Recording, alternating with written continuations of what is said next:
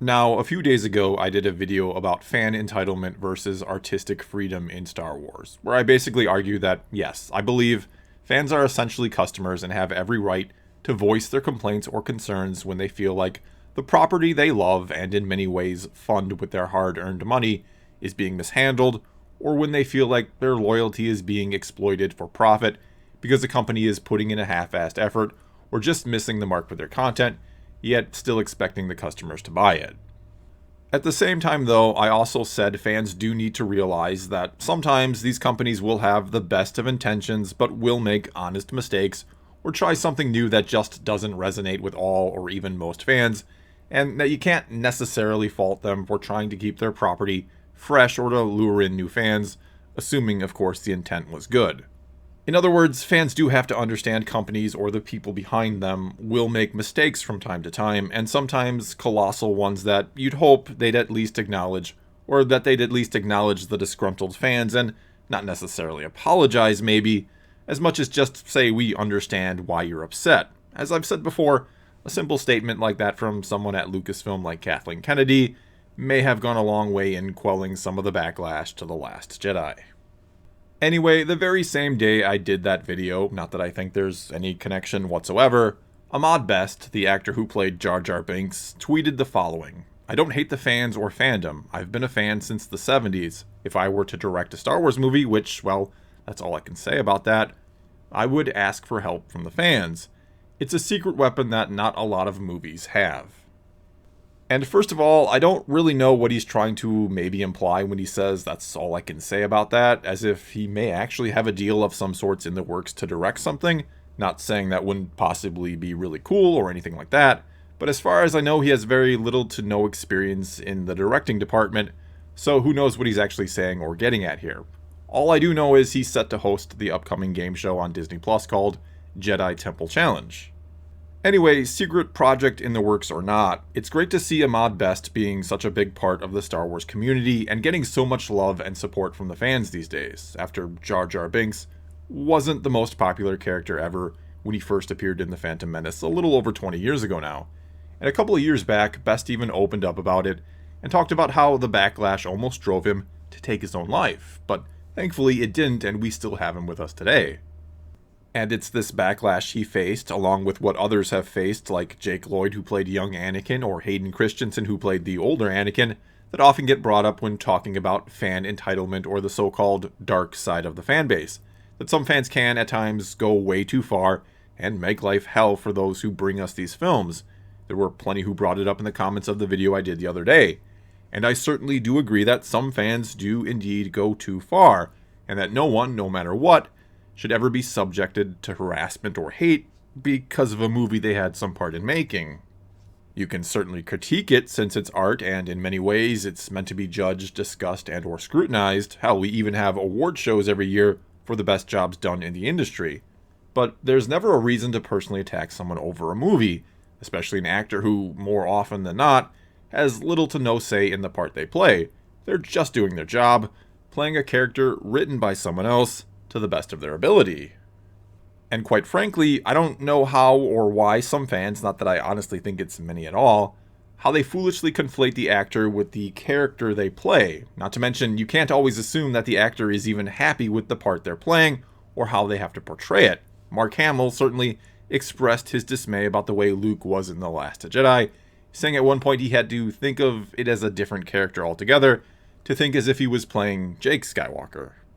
Then you have someone like John Boyega who played Finn, and since the end of the sequel trilogy, he hasn't been all too shy about expressing his disappointment about how his character was used. And most fans will absolutely agree with him. In a recent poll I did, he was even voted the character who had the most wasted potential in the sequel trilogy, which is in no way meant to be a knock on Boyega, it's a knock on the writers who handled the character. But then you have another character like Rose Tico, played by Marie Tran, and flat out, a lot of people thought she was a pretty terrible character. But a lot of those people, hell, most of them, do not have any sort of issue with the actress who played her. In fact, you can think Rose is the worst character in the history of Star Wars, while simultaneously thinking Marie Tran is a talented actress and a great person, that she simply got saddled with an awful role. However, as you likely know, roughly 6 months after the release of The Last Jedi, Kelly Marie Tran quit social media and deleted all of her accounts, and though she actually didn't give a reason at the time, all she did was post a comment that said, "afraid but doing it anyway," it was widely reported then, and still gets reported this way now, that months of constant online harassment, since basically the movie had come out, led to her doing this, even though you'd be hard-pressed to find any proof or screenshots of any of it. And you'd think the media would be tripping over themselves to post them, to call out and condemn the individual perpetrators, yet they don't. It always just gets blamed on Star Wars trolls.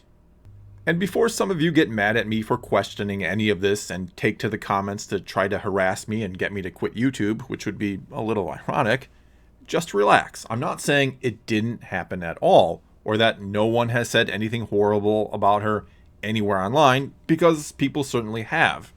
I'm only saying we don't know the actual extent of what was being directed at her on her social media accounts.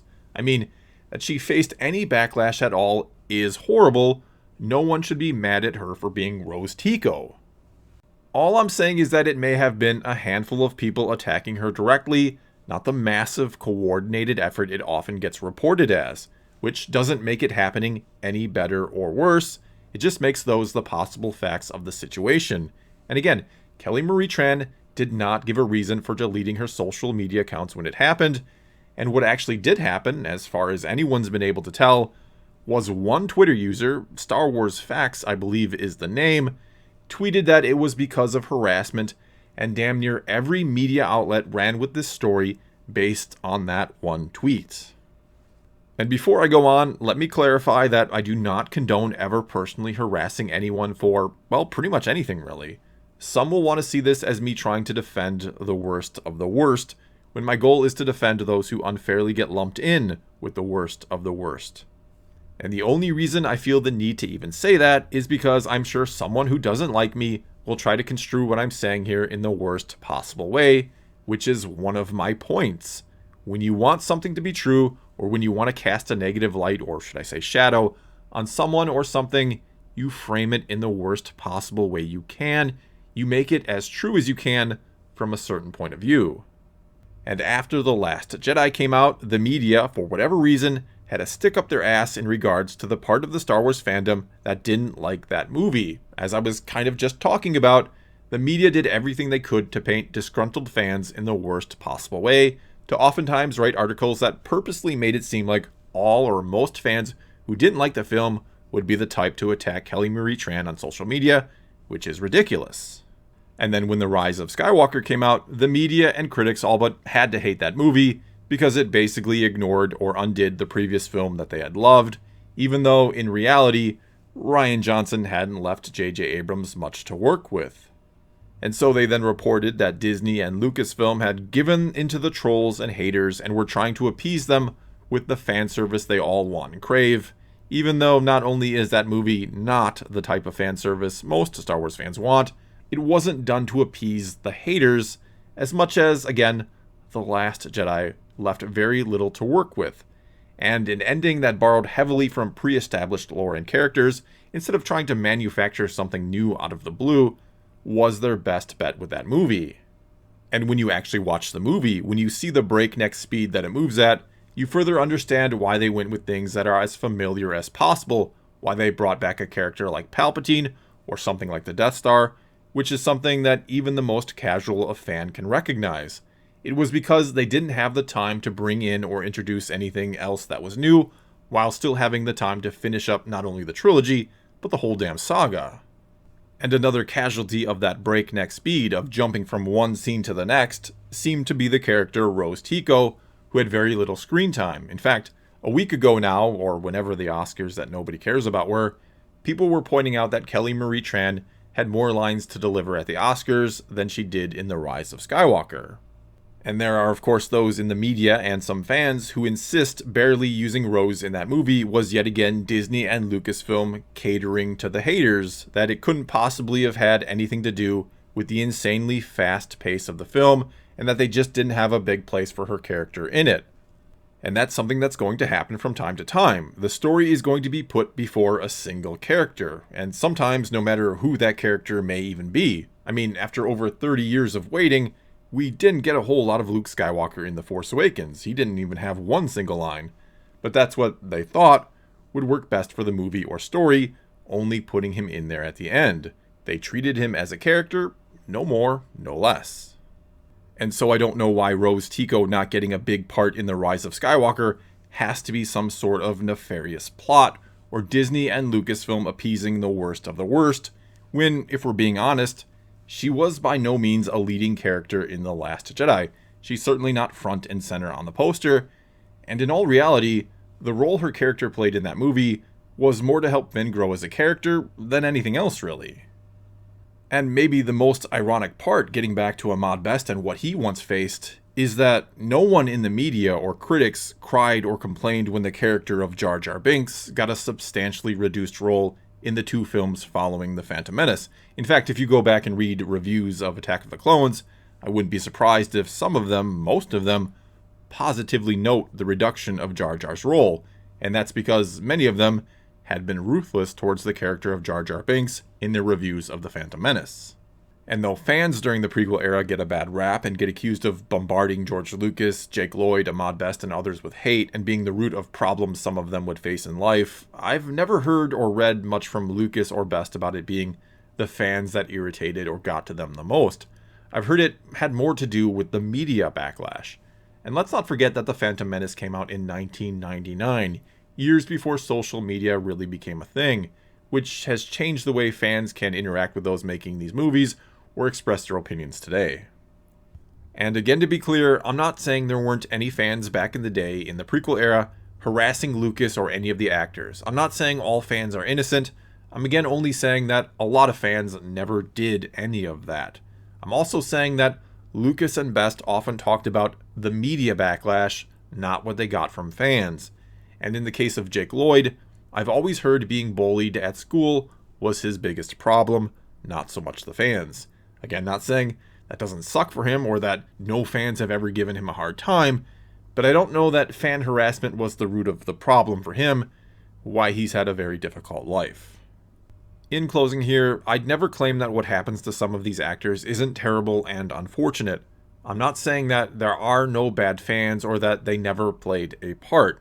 I'm just saying you can't condemn the many because of the actions of the few. Also, it's not always easy to know what the exact truth of a situation is, especially when those trying to tell it to you have reasons to keep it from you or to frame it in their own way. Nobody wants to just report the facts anymore and let you come to your own conclusion. They want to tell you what to think. And they want what they report to be as controversial as possible to get you to read or click on their article or video and to get you worked up and angry to keep you reading and clicking. And so when it comes to this whole Kelly Marie Tran harassment thing, I invite you to look into it yourself, to look for the evidence and read or listen to what she's said about it since, or to look into what people like Ahmad Best, Jake Lloyd, George Lucas, and others have said about fans in regards to the negative reaction to the prequels. Don't just believe what you've been told, even by me, because though I try to be unbiased and fair, I do have my own opinions on things, and I certainly can be and have been wrong before. Either way, it is heartbreaking and horrible to hear what some of them have to go through, and in some cases, because of a few fans. It's not right or fair that they took a role in a movie and have to go through something like that. It's not right that Ahmad Best had to contemplate suicide because he played a character in a film. And yes, to be fair, there should be a certain understanding on their part that if you're going to be in a film like Star Wars, things are going to change for you forever. However, that doesn't mean they should have to deal with the hate from anyone. But along those same lines, fans who are critical but don't engage in the real hate also shouldn't be attacked. Well, that's all I've got for this time. Hopefully I made some sense here, and you can now tell me what you think about all of this. Do you agree with what I'm saying here? Do you disagree, or what? Either way, leave a comment below, and let's talk some Star Wars. And until next time, thanks for watching.